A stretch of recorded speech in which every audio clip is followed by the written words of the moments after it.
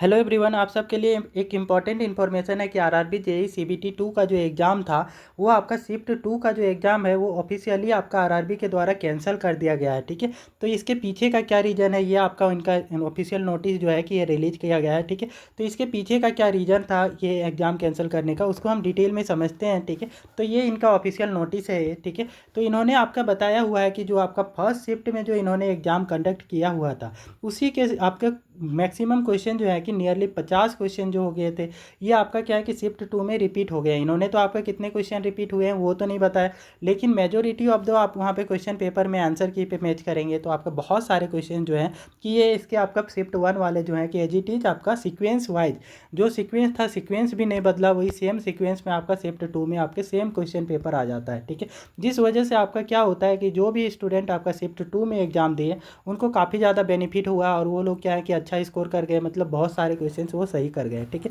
इससे आपका शिफ्ट 1 वालों का बहुत ज़्यादा लॉस हो जाता है। ठीक है, तो इस वजह से आरआरबी ने जो है कि आपका एग्ज़ाम जो कंडक्ट किया हुआ था वो आपका कैंसिल कर दिया है। ठीक है, तो इन्होंने आपका ऑफिशियली ये नोटिस दिया हुआ है, तो ये आपका बताया हुआ है कि 22 अप्रैल 2025 को ये दो शिफ्ट में एग्ज़ाम को कंडक्ट किए हुए थे, शिफ्ट 1 और शिफ्ट 2 में। ठीक है, तो ये दो आपका स्टूडेंट को दो आपका ग्रुप में डिवाइड कर दिया हुआ था, शिफ्ट 1 और शिफ्ट 2 में। और ये दोनों का आपका जो हुआ था एग्ज़ाम वो सीबीटी बेस लिया गया था, कंप्यूटर बेस्ड आपका एग्ज़ाम हुआ।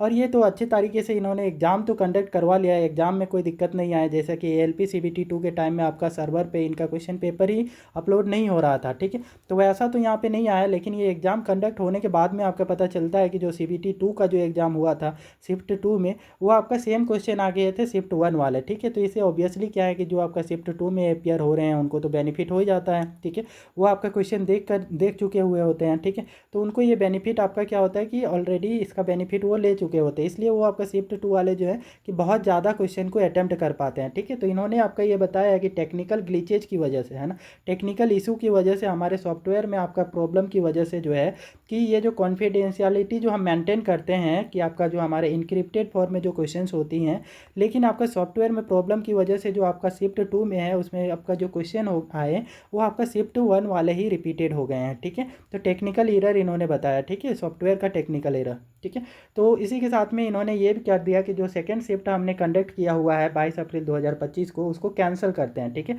तो इन्होंने आपका कैंसिल कर दिया ये आपका सेकंड शिफ्ट का, सिर्फ सेकंड शिफ्ट का एग्जाम को कैंसिल किया है, ध्यान देने की चीज़ है। ठीक है, फर्स्ट शिफ्ट का अभी कोई ऐसा ऑफिशियल नोटिस नहीं आया है ना, क्योंकि फर्स्ट शिफ्ट वाले को तो कोई ऐसा एडवांटेज मिला नहीं। ठीक है, और सेकेंड शिफ्ट वाले को ही ये आपका बेनिफिट मिल गया था। और ये लेवल जो देखेंगे कि कोई खास लेवल था नहीं एग्जाम का। ठीक है, तो आपका फिजिक्स के क्वेश्चन भी बहुत ज़्यादा सिंपल पूछे गए थे आपका। ठीक है, तो इतना ज़्यादा सिंपल पूछने से क्या होता है कि आपका जो लोग आपका प्रिपेयर कर रहे हैं बहुत अच्छे तरीके से प्रिपेयर कर रहे हैं, और एक आपका है कि नहीं भी प्रिपेयर कर रहा है, सबके सब आपका सॉल्व कर जाते हैं। ठीक है, तो इससे आपका प्रिपेयर करने वाले को जो लॉस हो जाता है। ठीक है, तो ये आपका स्टैंडर्ड जो रहता है कि स्टैंडर्ड आरआरबी को मेंटेन करना चाहिए। ठीक है, जिससे आपका क्या है कि वही मेहनती स्टूडेंट जो हैं कि बहुत ज़्यादा आपका हम बोल सकते हैं कि डिफ़िकल्ट क्वेश्चन भी नहीं बनाना है, लेकिन इतना तो बनाना है कि आपका एक क्वेश्चन का आपका एक स्टैंडर्ड हो जो कि जेई लेवल का हो। ठीक है, तभी जा करके क्या होगी कि वो क्वालिफाइड स्टूडेंट आपका जो कि मेहनती हैं वही पास कर पाए। ठीक है, तो RRB take all possible measures to ensure the fairness and transparency of the recruitment policies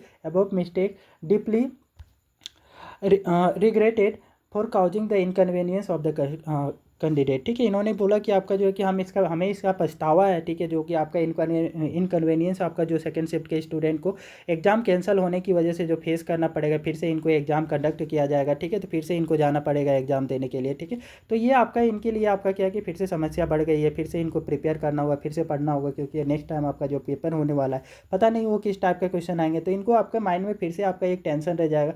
तो यही इसके लिए आपका इन्होंने रिग्रेट किया है कि हमें पछतावा है कि हमारी जो सर्वर के इशू की वजह से ये आपका प्रॉब्लम्स हुआ है। अब रियल रीजन क्या था वो तो आपका आरआरबी जाने, लेकिन आपका जो है कि इन्होंने तो आपका सर्वर पे सारा ब्लेम डाल दिया। ठीक है, तो जैसे कि सीबीटी 1 में भी सर्वर पे ही आपका इशू डाल दिया था कि सर्वर पे हमारा जो है कि आपका क्वेश्चन पेपर डाउनलोड नहीं हो रहे हैं। ठीक है, इस वजह से एग्जाम नहीं कंडक्ट करवा पा रहे हैं। तो ये था आपका। ठीक है, 10 reschedule date CBT 2 for the affected candidate will be intimated in due course. ठीक है, तो आपका ये जो है सीबीटी 2 के जो है कि कोर्स में आपका ये इंटीमेटेड इन ड्यू कोर्स। ठीक है, candidate are advice refer to only the official website. इसके लिए आपका आरआरबी ने बोल रखा है कि आपका जो है ना कि कैंडिडेट को और किसी सोर्स पे बिलीव नहीं करना चाहिए। अब इसका ऑफिशियल जो नोटिस है, ऑफिशियल जो वेबसाइट है उसी पे आपका बिलीव करना चाहिए। ठीक है, तो ये थी आपकी इन्फॉर्मेशन आरआरबी जेई से। ठीक है, तो एक बार वीडियो को लाइक जरूर से कर दें और अपने दोस्तों तक ये शेयर जरूर से कर दें। ठीक है। और चैनल को सब्सक्राइब भी कर लें।